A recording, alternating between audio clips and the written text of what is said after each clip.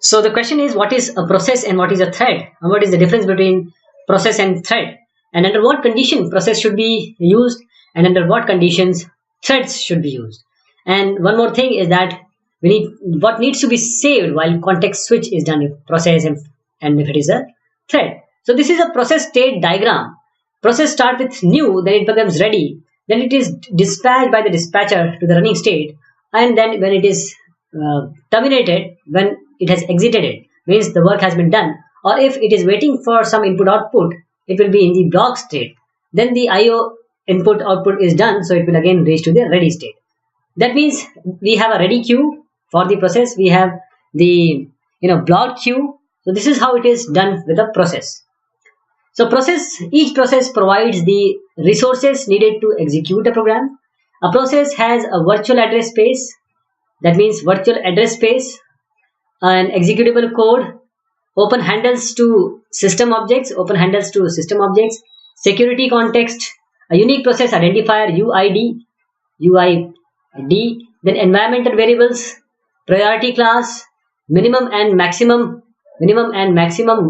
working set size, and at least one thread of execution. So each process is started with a single thread, which is often called as a primary thread, but it can create additional threads for any of its thread.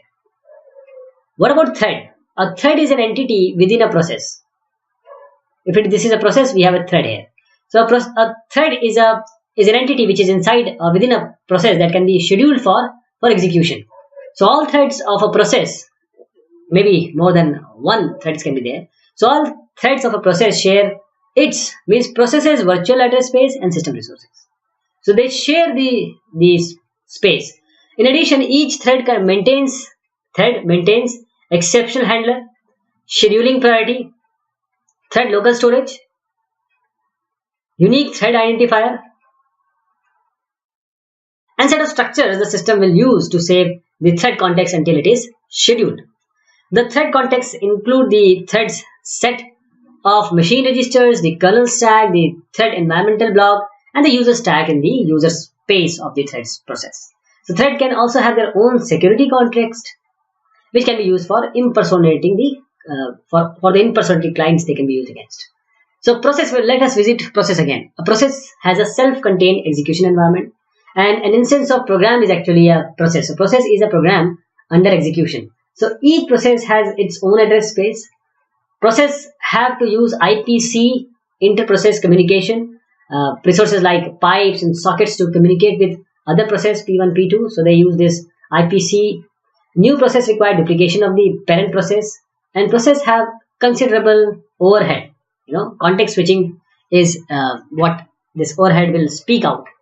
Process have their own copy of data segment of the parent process, and process have control over its child process. So any change in the parent process does not affect its child processes. So process is controlled by the operating system. Processes are independent. And what about threads? Threads are sometimes also known as lightweight process. It runs within a process. So threads share the address space of process that created it.